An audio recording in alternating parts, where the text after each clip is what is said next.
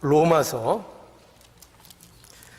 2장 17절에서 오늘은 29절까지 말씀입니다.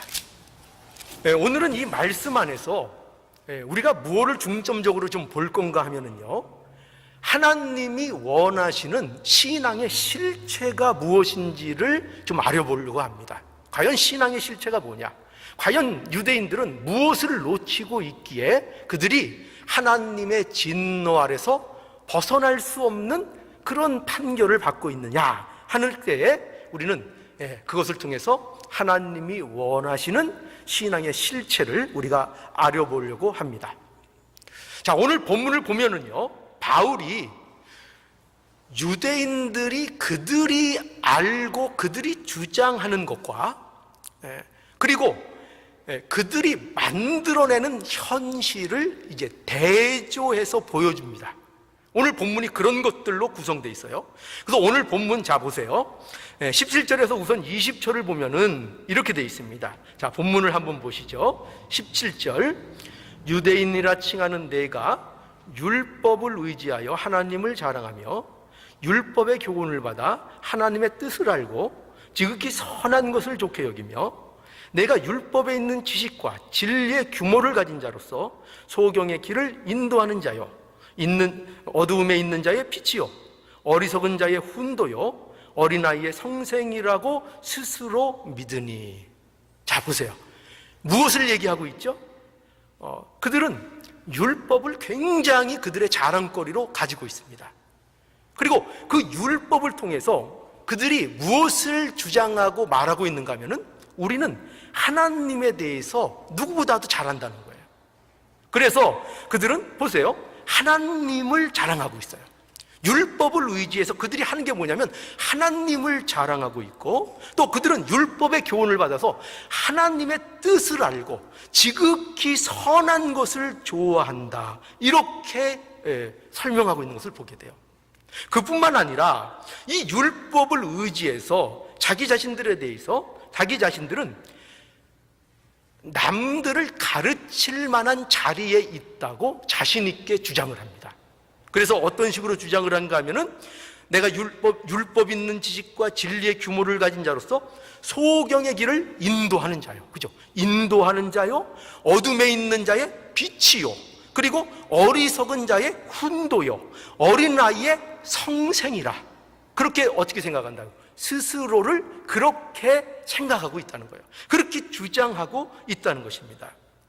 자, 그런데 이렇게 바울이 먼저 그들의 어떻게 보면 겉으로 그들이 주장하는 것들, 자기들은 어떻게 유대인들이 주장하는가 하는 것을 이렇게 설명을 하고, 그리고 곧바로 무엇을 주장하는가 하면은, 그러나 바울이 이제 이런 유대인들의 겉모습과는 다른 유대인들의 현실적인 모습을 이 바울이 이제 서술합니다.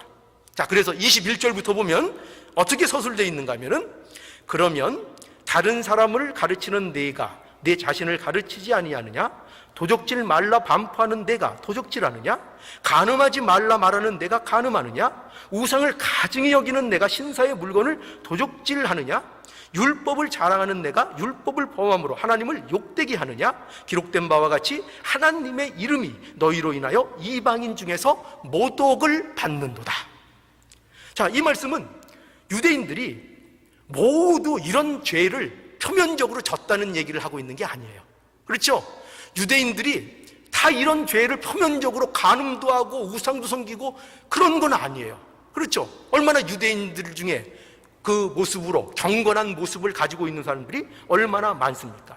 그런데 바울이 여기서 주장하는 것은 뭐냐면은 그들이 온전히 이 율법이 가지고 있는 정신, 율법이 무엇을 말하는가에 대한 그 율법이 정말 얘기하고자 하는 그 모든 것을 온전히 그들이 지키지 못하고 있다. 그것이 유대인들의 현실이고, 그리고 그러한 죄들을 자기들은 판단하면서 실제로 또한 표면적으로도 그런 죄를 짓는 것이 지금 너희들이 가지고 있는 현실적인 모습이라는 것을 바울이 설명하고 있는 것입니다. 그러니까 지금 바울은 유대인들이 스스로 자기가 어떠하다, 우리는 하나님을 안다, 우리는 성생으로서 가르칠 만한 자리에 있는 자들이라 하는 스스로를 주장하고 알고 있는 것과 그리고 그들이 현실의 삶에서 나타낼 수밖에 없는 그들의 현실을 어떻게 하고 있습니까? 대조해서 그들의 현 모습을 강조하고 있는 것입니다.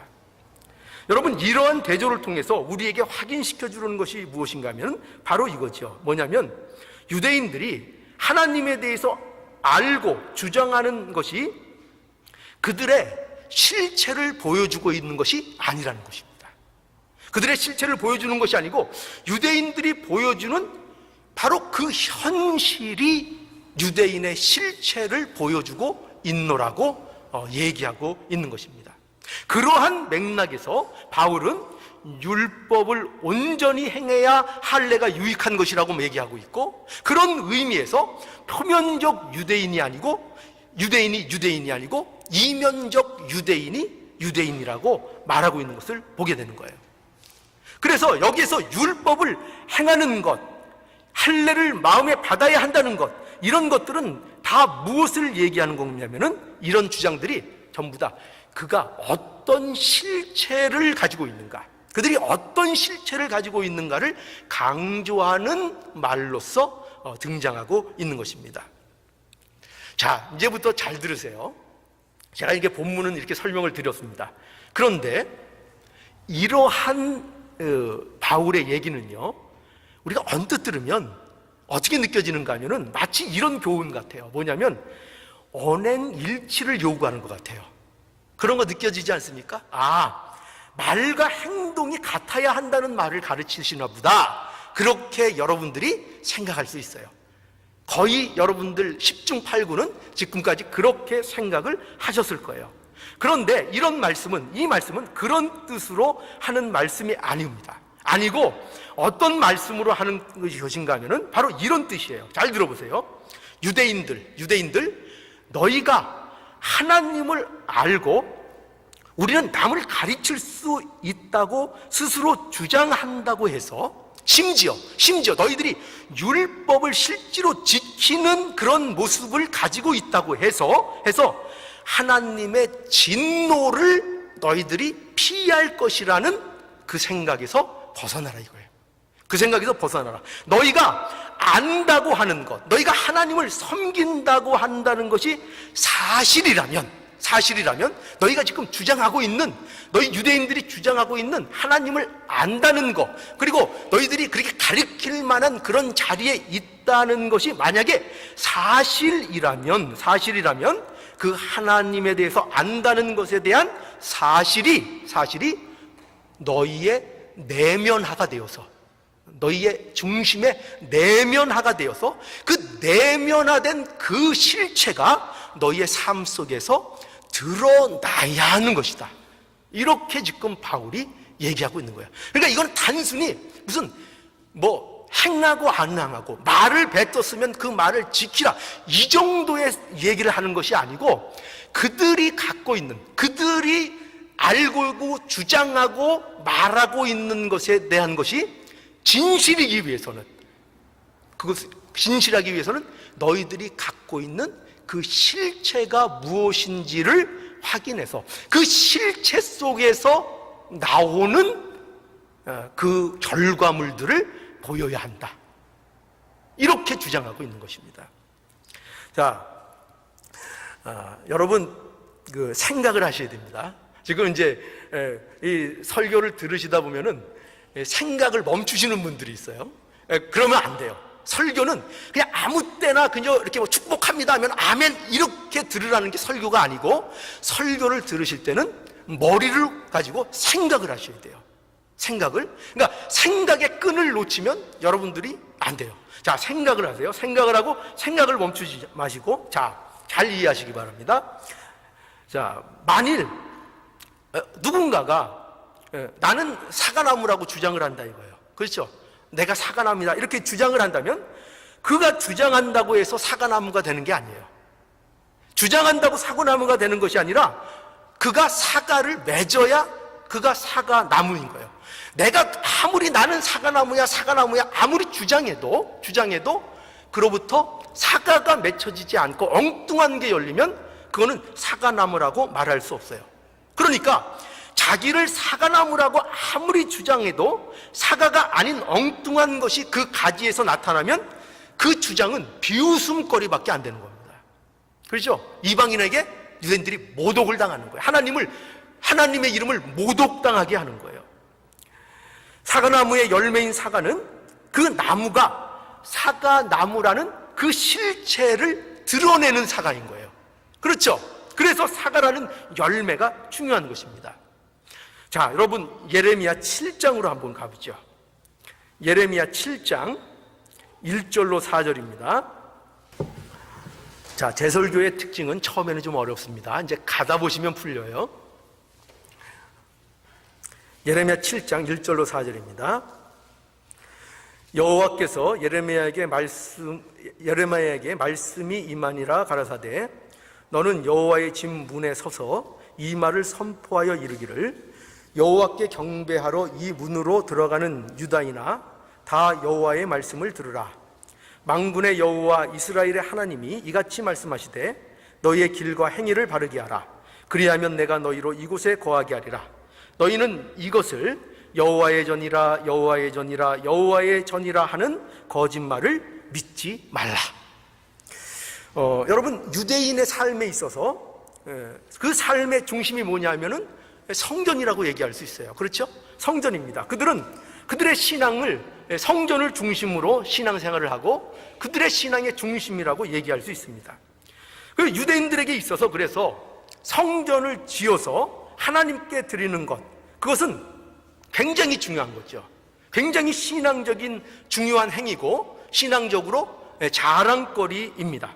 그런데 하나님께서 예레미야에게 뭐라고 말씀하라고 하냐 하면은 이 성전문을 가로막고 어떻게 외치라고요? 이것을 여호와의 전이라 여호와의 전이라 하는 거짓말을 믿지 말라고 그렇게 외치라는 것입니다. 보통 문제가 아니죠. 보통 문제가 아니죠. 이게 어떻게 된 겁니까? 여러분, 왜 여호와의 전이 아니라 이런 것을 외치라고 할까요? 여기에는 중요한 의미가 있습니다. 이거예요. 뭐냐면 아무리 정성을 들여서 성전을 짓고 아무리 정성을 들여서 제사를 드린다고 해도 그 성전이 여호와의 전이 아닐 수가 있다는 거예요. 아닐 수 있고 아무리 지극 정성으로 제사를 드려도 하나님이 인정하지 않는 제사가 될 수 있다는 겁니다. 왜 그럴까요? 왜 그럴까요? 그것만으로는 안 된다는 거예요. 성전을 짓는 행위, 제사를 드리는 행위, 그것만 가지고는 안 되고 하나님께서는 너희가 이 성전이 진정한 성전이 되고 이 제사가 진정한 제사가 되기 위해서는 너희에게 반드시 보여야 되는 너희가 이 행위들, 너희가 지금 예배드리고 성전을 짓고 하나님 앞에 열심을 부리는 이러한 일들을 정당화시킬, 증명할 무언가를 너희들이 보여야 한다는 것입니다. 그게 있어야 된다는 거예요. 그럼 그게 뭘까요? 그 실체가 뭘까요? 그게 없으면 여러분들이 아무리 열심히 예배드려도 예배로서 합당하게 받질 않으신다니까요. 제사가 되질 않는다니까요. 그 실체가 뭘까요? 계속 볼까요? 예레미야 5절에 보세요. 너희가 만일 길과 행위를 참으로 바르게 하여 이웃들 사이에 공의를 행하며 이방인과 고아와 가부를 압제하지 말며 무죄한 자의 피를 이곳에서 흘리지 아니하며 다른 신들을 조차 스스로 해하지 아니하면 내가 너희로 이곳에 거하게 하리니 곧 너희 조상에게 영원 무궁히 준 이 땅이니라. 여러분, 뭐를 강조하고 있는지 아시겠어요? 쉽게 말하면 하나님께 너희가 바치는 어떤 성전, 제사 이런 것들이 참 하나님이 기뻐하시는 것이 되려면 그 하는 일들이 그것을 통해서 보여지는 실체가 너희에게 있어야 되는데 그것이 뭐냐 하면 바로 이웃들에 대한 너희의 관계라는 거예요. 너희들이 과연 그런 너희들이 드리는 제사, 너희들이 드리는 그 하나님 앞에 지어서 바쳐드리는 성전, 그런 것으로 인하여 너희들이 내게 허락한 이웃들에 대해서 어떤 관계를 가지고 있느냐, 공의를 행하고 있느냐, 근데 이방인과 고아와 과부를 너희가 돌보고 있는가, 네 주위에 대하여 인간들과 인간들 그 사이를 어떻게 네가 관계하고 있는가, 그것에 대하여 물어보고 계신 거예요. 아직도 분명하게 이해가 안 되시죠? 자, 여러분 그 신약으로 한번 가서 설명을 제가 더 드릴게요. 마태복음 18장으로 한번 가보시죠. 마태복음 18장. 마태복음 18장 23절부터 보시겠습니다.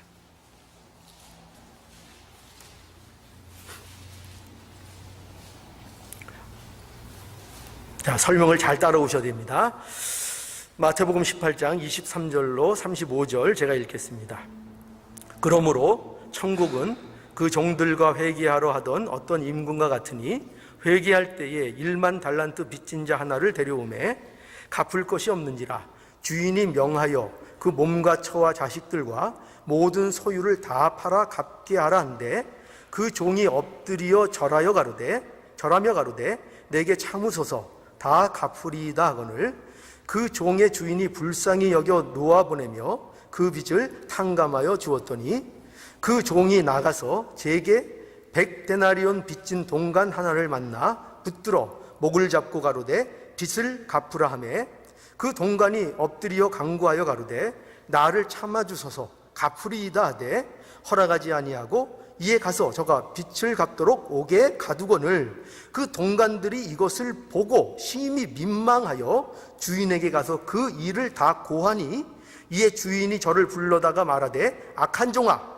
내가 빌기에 내가 네 빚을 전부 탕감하여 주었거늘 내가 너를 불쌍히 여김과 같이 너도 내 동간을 불쌍히 여김이 마땅치 아니하냐고 주인이 노하여 그 빚을 다 갚도록 저를 옥졸들에게 붙이니라. 너희가 각각 중심으로 형제를 용서하지 아니하면 내 천부께서도 너희에게 이와 같이 하시리라. 자, 여러분 잘 아시는 말씀이죠. 용서에 대한 중요한 말씀입니다. 신자들에게 있어서 요구되는 것, 굉장히 중요한 것이 용서입니다. 그런데 여러분 왜 용서해야 될까요? 왜 우리에게 용서를 이렇게 중요하게 강조하고 용서에 대해서 말씀할까요? 용서라는 것은요, 여기서 말하는 용서는 뭐 무슨 도덕적인 덕목으로서 뭐 용서하며 살아야지 뭐 그런 어떤 도덕적인 덕목을 얘기하고 있는 게 아니에요. 그런 차원에서 이 용서를 얘기하고 있는 것이 아니고 여기에서 이 용서라는 것은요, 어떤 차원에서 요구되고 있는가 하면은 바로 하나님의 은혜를 입었다는 것에 대한 실체로서의 용서를 요구하고 있는 거예요.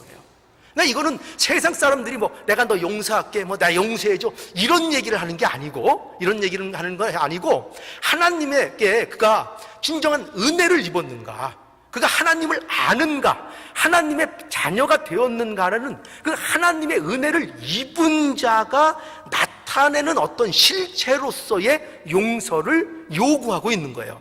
자, 여러분 보세요.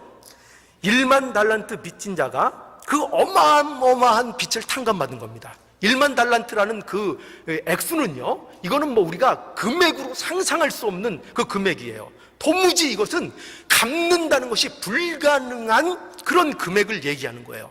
그런데 이 비유는 굉장히 심오하게도 무엇을 말하고 있는가 하면은 이 사람이 은혜를 입었다는 거예요. 이 1만 달란트를 탕감받았다는 게. 그런데 그 받은 은혜가 실제로 그가 받은 것이냐 하는 것이 무엇으로부터 확인되는가 하면은 그것이 바로 자기에게 100데나리온을 빚진 자를 만나는 것을 통해서 그 은혜 받음이 진짜였는가가 나타나는 거예요. 그거를 의도하고 있는 거예요. 즉 그 사람이 이웃과의 관계, 이웃을 그가 은혜 받은 것을 통해서 그 이웃을 어떻게 대하는 것을 통해서 그의 은혜 받음이 정말 은혜 받은 것인가에 대한 증명이 되고 있는 거예요. 그래서 이 사람은 자기가 탕감을 받았다고, 은혜를 받았다고 알고 있고 주장하지만 그의 현실은 실체가 없었던 거예요. 실체가 없었던 거예요. 그 실체가 무엇이냐? 용서라는 것이 그에게는 경험되지도 않았고, 실제로는 그가 용서가 뭔지, 은혜가 뭔지, 하나님이 누구신지를 그는 알지 못했다고 얘기하고 있는 것입니다. 그래서 그 용서받음의 은혜는, 그 은혜가 내면화되어, 그 용서받았다는 그 은혜가 내면화돼서 실체가 되어서 이웃에 대한 용서로 또한 나타내야 한다.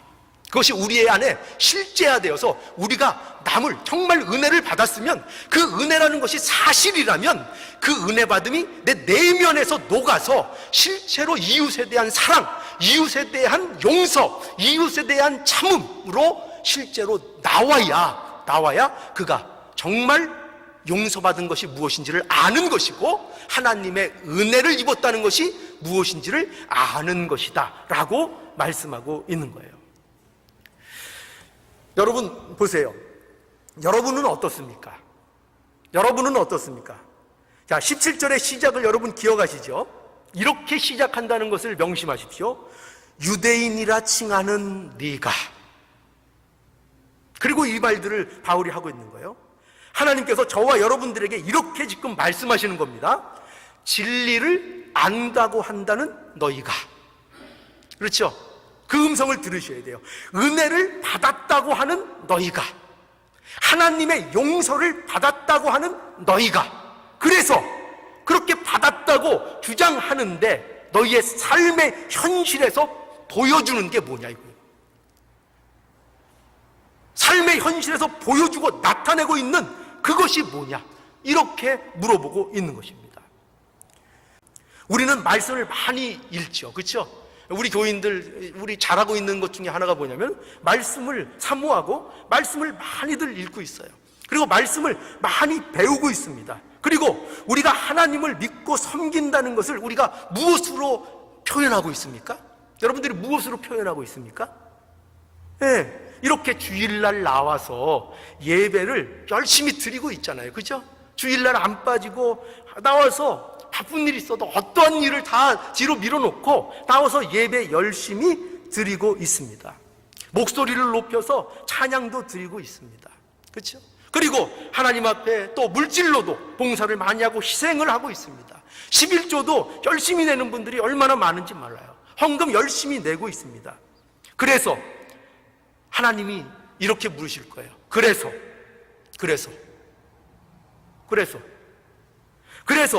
그렇게 하는 것으로 인해서 너희 내면으로부터 무엇을 만들어내고 있냐? 그것을 통해서 열심히 그거 하는 걸 통해서 무엇을 만들어내고 있냐? 여러분이 그렇게 오랫동안 열심히 하나님 앞에 진실되게 예배하고 섬기는 것을 통해서 그 세월의 흐름만큼, 예배에 참여한 그 시간과 그 횟수만큼 여러분의 그 신앙의 것들이 내면화돼서 그것의 실체들이 여러분들의 삶 속에서 나오고 있고 있느냐, 그렇게 물어보시고 있다니까요.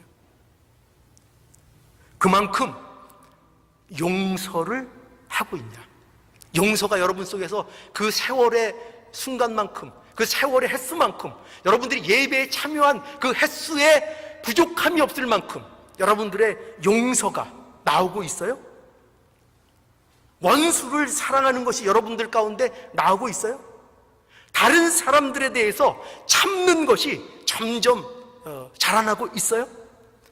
온유와 겸손함으로 사람들을 대하는 것이 여러분들에게 점점 커지고 있습니까?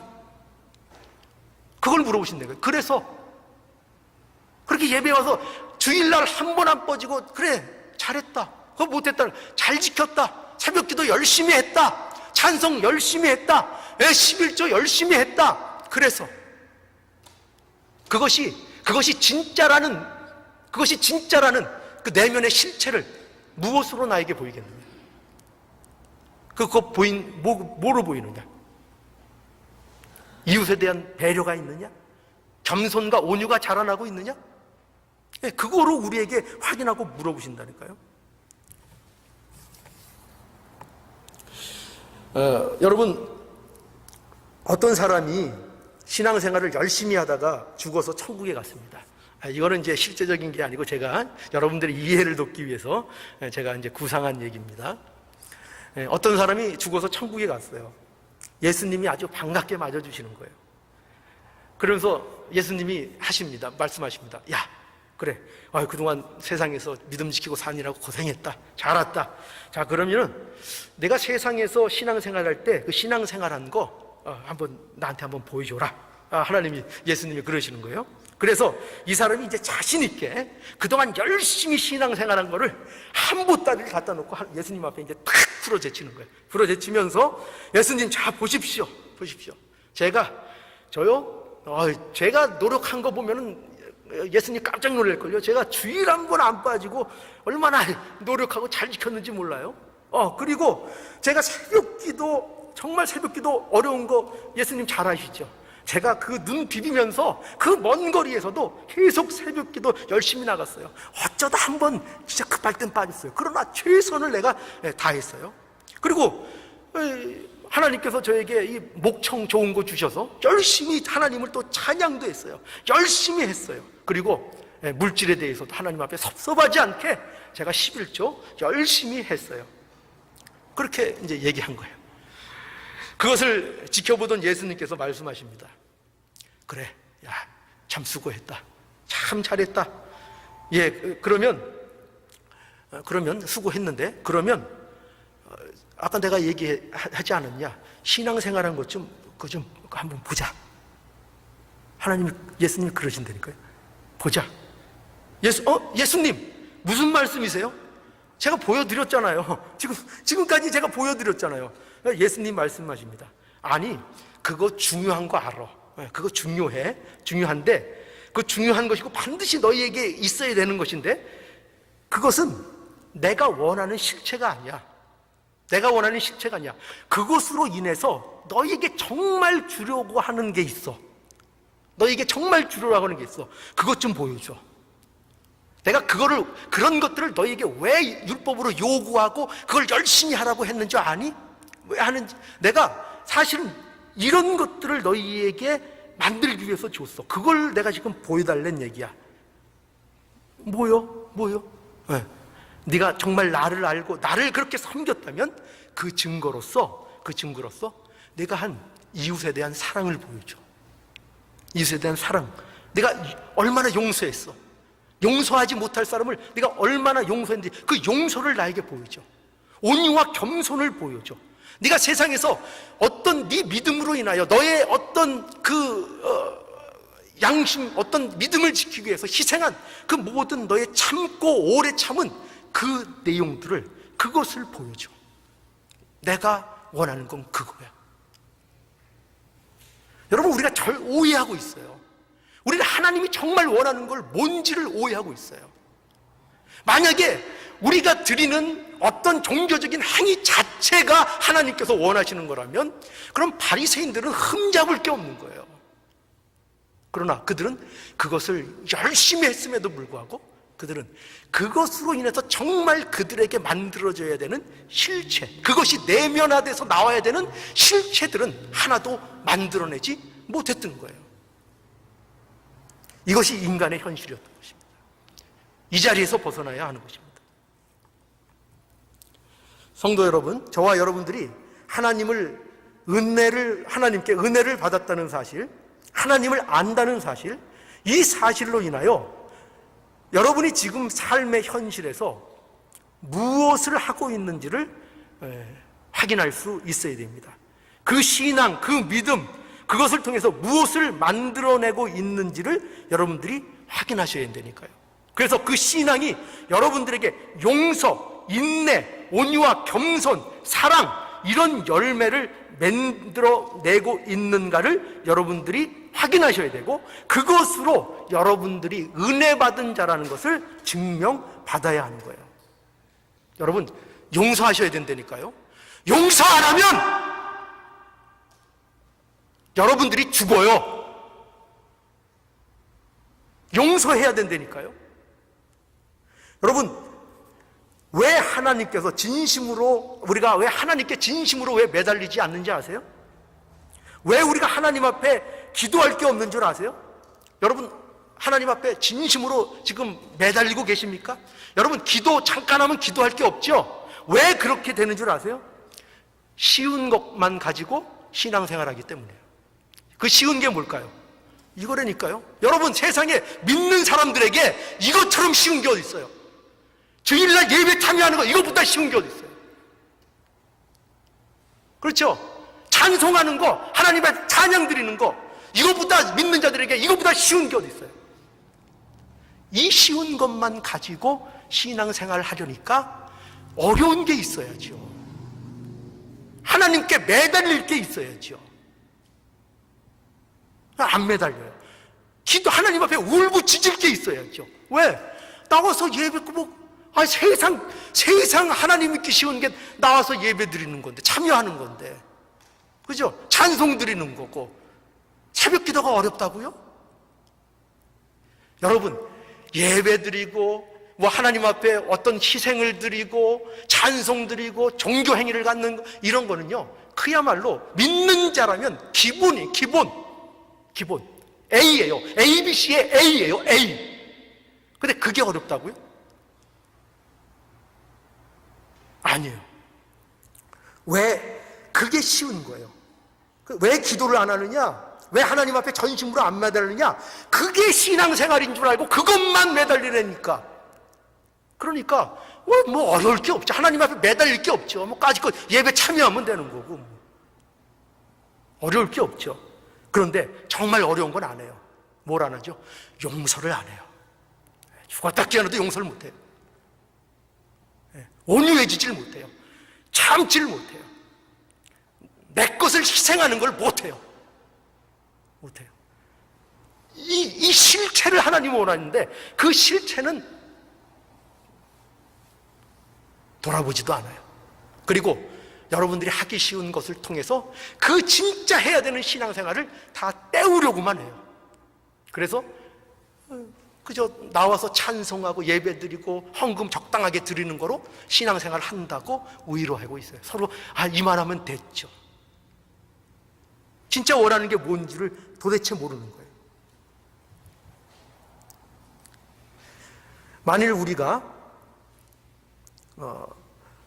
이 마귀의 교활한 속임수에 넘어가면 안 됩니다. 이거 마귀의 교활한 속임수예요. 지금 여러분이 지금까지 하고 있는 어떤 종교적인 행위로 인해서 여러분이 하나님을 정말 섬기고 있다고, 구원을 받았다고 안심하게 하는 것, 그게 마귀의 속임수입니다.